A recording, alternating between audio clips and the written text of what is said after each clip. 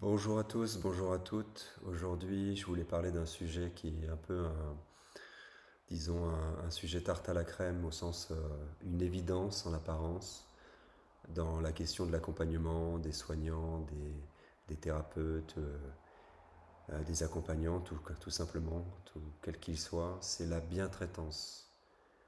Alors la bientraitance, ça paraît être une évidence que c'est disons, l'outil, le but principal du thérapeute, le but principal de l'accompagnant, ou le but principal du médecin, de l'infirmier, c'est-à-dire de soigner l'autre, de l'aider, de lui apporter une aide, et de l'aider dans son processus d'auto-bientraitance.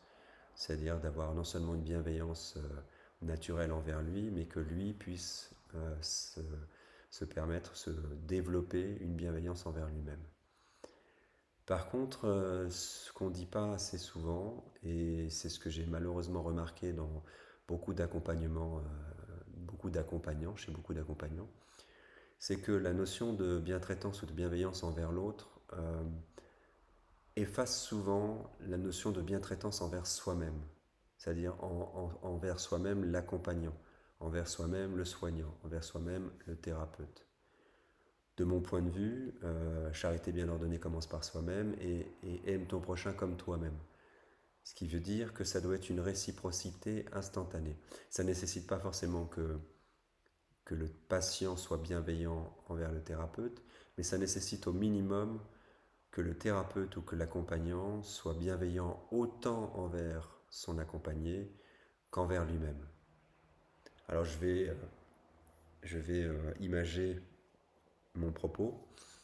Mais ça souligne que un certain nombre de professionnels, j'en ai rencontré un certain nombre, et pas seulement les accompagnants dans le soin, y compris dans le social, les éducateurs, les éducatrices, les professeurs, enfin, il y a un certain nombre de personnes qui euh, ont une vision du sacerdoce, c'est-à-dire de leur mission, qui implique une sorte d'autosacrifice. Ça veut dire que son bien-être à soi n'est pas prioritaire. Ça veut dire que le mal-être de l'autre est prioritaire. Alors ce que je ne crois pas, je ne crois sincèrement pas, ça va peut-être surprendre certaines personnes, mais ni à 10%, ni à 30%, ni à 40%, à 0%. Il n'y a aucune raison que le bien-être de l'autre soit prioritaire sur son bien-être à soi.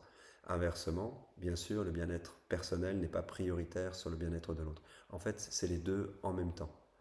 Et les deux en même temps permettent de se positionner dans une réciprocité où on incarne par soi-même, par sa posture de thérapeute et d'accompagnant, ce que ça veut dire que d'être en bienveillance et en bien-être avec soi-même.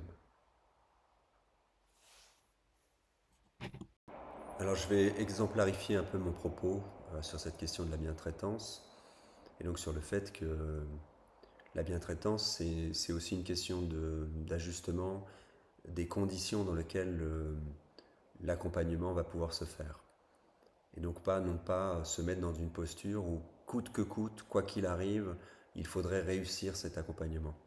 Je pense que c'est nécessaire de ressentir et d'analyser son propre bien-être en même temps que ressentir le mal-être de l'autre, de manière à ajuster les choses. Et l'ajustement, c'est une condition extrêmement nécessaire pour moi dans mon travail de thérapeute, c'est-à-dire que ce soit juste, juste dans la relation pour les deux personnes. Je vais vous donner un exemple précis, un autre exemple par la suite, de l'époque où je visitais à domicile les patients.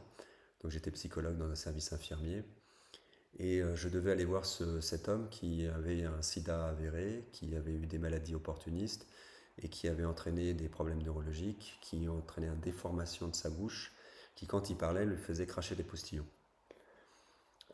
Dans un premier temps, malgré toute la bienveillance que je pouvais avoir, ça a généré en moi quelque chose de contradictoire et de délicat d'être en entretien avec une personne avec laquelle il aurait fallu que je sois dans une écoute bienveillante, justement, et en même temps avec l'impossibilité de le faire parce que je ressentais, il faut être honnête de le dire, un certain dégoût à recevoir des postillons euh, directement sur moi-même. Et donc voilà, donc ça c'est un fait, c'est un fait simple et une condition très simple à comprendre. Dans le sacrifice de soi, dans un premier temps, j'aurais eu tendance, et j'ai fait d'ailleurs dans les deux premiers entretiens, à recevoir ça et essayer de lutter contre ce sentiment de dégoût qui était croissant en moi, avec ce sentiment de nécessité de prendre de la distance, en tout cas cette contradiction à pouvoir être dans la bientraitance avec lui, dans la mesure où je n'étais pas en mesure d'écouter une propre bientraitance envers moi-même qui aurait été de trouver le moyen de reculer ou de trouver une méthode pour pouvoir ne pas recevoir des postillons dans la figure pendant que j'étais en train de faire l'entretien avec lui. Et il y a un moment donné, c'est ce que j'ai fait. Je ne pouvais plus être dans une fausse bienveillance tout en étant à l'intérieur de moi, dans une espèce de dégoût personnel, dans une attitude de rigidité. Et donc je l'ai nommé auprès de la personne. Ça a été un peu difficile à entendre pour lui au début, parce qu'il s'est plaint que ce n'était pas de sa faute, qu'il était malade, etc. Mais on avait déjà une relation qui avait commencé à s'établir en deux trois séances. Et, euh, et pour moi, c'était une nécessité. J'étais dans une contradiction telle que je n'aurais pas pu continuer à faire ce travail d'écoute et de bienveillance si je n'avais pas été bienveillant avec moi-même. Donc, les entretiens suivants se sont faits avec la bonne distance. Je me suis mis au-delà d'un mètre cinquante, au-delà d'une portée où il pouvait être lui-même, c'est-à-dire les conséquences de sa maladie, et poustillonner parce qu'il ne pouvait pas faire autrement. Et c'était une acceptation totale, c'est ça la bienveillance, une bienveillance totale sur ce phénomène-là. Mais en même temps de cette bienveillance, une bienveillance personnelle pour moi-même, de pouvoir m'autoriser un recul et de pouvoir faire l'entretien dans des conditions où je ne me sentais pas mal, dans un mal-être croissant et un dégoût progressif de recevoir des postillons sur le visage. Donc voilà, ça, c'est un exemple. Et par la suite, la relation s'est établie sur ce schéma-là. Alors, même si au début il a un peu râlé parce que personne ne lui faisait ce genre de réflexion, ce qui est un signe. C'est-à-dire que les autres soignants faisaient le soin sans améliorer les conditions. Alors, quand on fait des soins au corps à corps, ça peut être plus difficile. Il va y avoir des moyens de le faire. J'y ai pas réfléchi parce que moi j'étais psychologue, mais j'avais remarqué donc du coup que les autres soignants, quels qu'ils soient, ne se permettaient pas de pouvoir proposer des conditions différentes dans lesquelles ils se sentiraient plus à l'aise de pouvoir aborder le soin avec lui ou l'accompagnement. Moi, je l'ai fait. Par la suite, notre relation s'est encore plus améliorée puisque du coup, la bienveillance réelle que j'avais envers lui était satisfaite puisqu'elle était aussi satisfaisante pour moi, une vraie bienveillance envers moi-même, une vraie bienveillance envers lui-même. Et on a pu aborder d'autres étapes qui étaient par exemple le fait qu'il recevait plus personne chez lui autre que les soignants, les thérapeutes, les accompagnants. Et donc du coup il ne faisait plus aucun effort social. Il ne sortait plus, il ne voyait plus personne. C'était aussi dû à la situation particulière de digestion de la maladie, du sida et des conséquences. Mais il y avait une possibilité de travailler ça dans la rencontre entre le thérapeute et lui, dans la rencontre entre les soignants et lui. On reste des êtres humains, pas seulement une fonction.